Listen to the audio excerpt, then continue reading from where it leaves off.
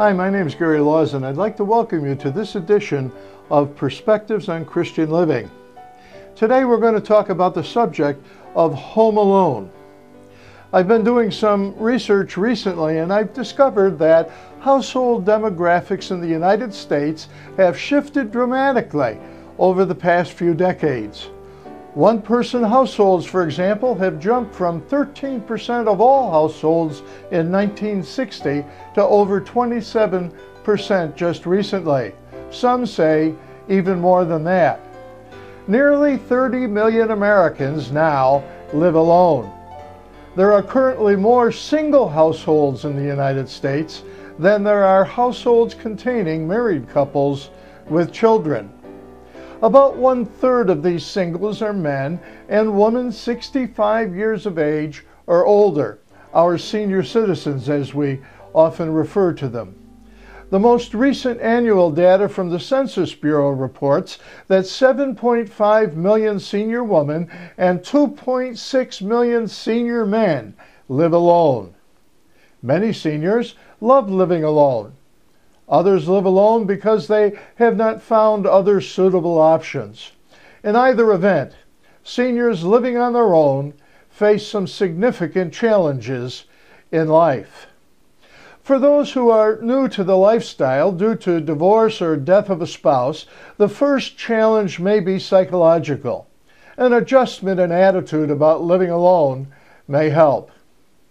Yet on a more practical and physical level, climate control is a significant issue for many seniors, especially those living in areas of the nation which are subject to extreme heat in the summer or frigid temperatures in the winter.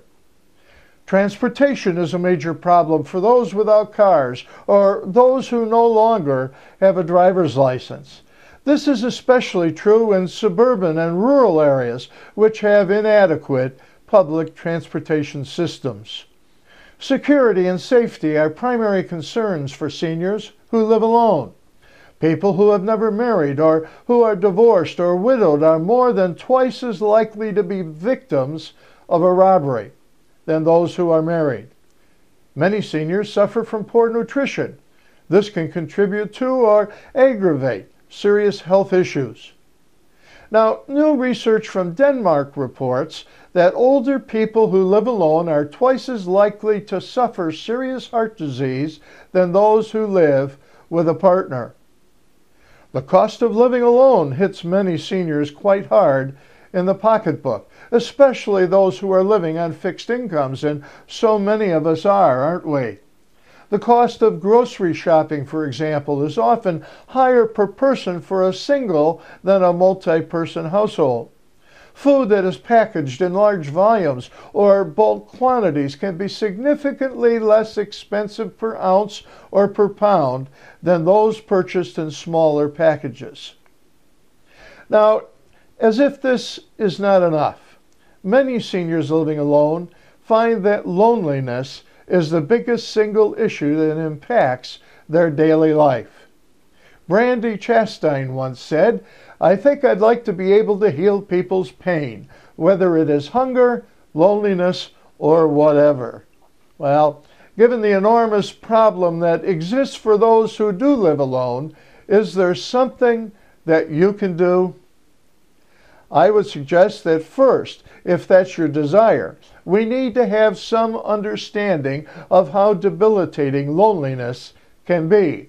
Mother Teresa once said, "Loneliness and the feeling of being unwanted is the most terrible poverty." Audrey Hepburn, the famous actress, once said, "When you have nobody you can make a cup of tea for, when nobody needs you, that's when I think life is over." If we are looking to make a difference in the lives of those lonely, we might start by finding a way to make them feel wanted. Suzanne Collins, author of The Hunger Games, has said, "I realized for the first time how very lonely I have been in the arena, how comforting the presence of another human being can be." You can be that other human being. Loneliness also can bring on illness of every sort. Emotionally, loneliness can sap a human being of even the desire to live. How sad that is, but nevertheless true. There are millions of lonely people who need someone to invest their time in their lives. Someone who is willing to take a genuine interest in them and include them, making them feel they are wanted and needed. I once read this quote, "Sometimes I feel so lonely. The kind of helpless feeling when everything you're used to has been ripped away. Like there's no more gravity and I am left to drift in outer space with no idea where I'm going." These realities make the need for inclusion even the more important. Loneliness leads to nothing good, only detachment. And sometimes the people who most need to reach out are the people least capable of it. So I ask you the question again. What can you do to make a difference in someone's life? Take a look at those around you. Make an attempt to identify needs that exist and then determine if you are able to meet some of those needs. Perhaps the next time you go to dinner, you can take a lonely person with you. If you're going to the supermarket, is there someone who might benefit from having you take them along? Is there someone who would love to get a telephone call from you, or perhaps even a personal visit? You might even take a gift along with you. Remember someone on their birthday with something more than a card. Stop and pick someone up for church on your way. Are you going on a family outing? Why not include a family friend or someone else you know who would benefit from the family atmosphere? There are many other things you might think of, probably far more than I could address here today given the limited time.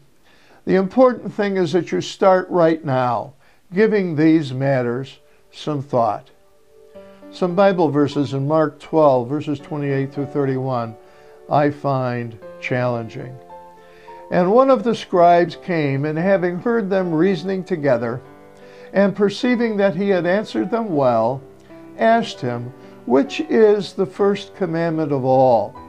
And Jesus answered him, 'The first commandment of all commandments is, Hear, O Israel, the Lord our God is one Lord.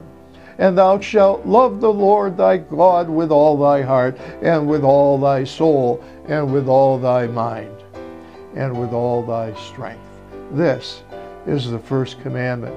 And the second is like, namely this, Thou shalt love thy neighbor as thyself. There is none other commandment greater than these." You have the ability to enrich the life of someone who, through no fault of their own, is home alone. Will you consider doing something today? May God bless you.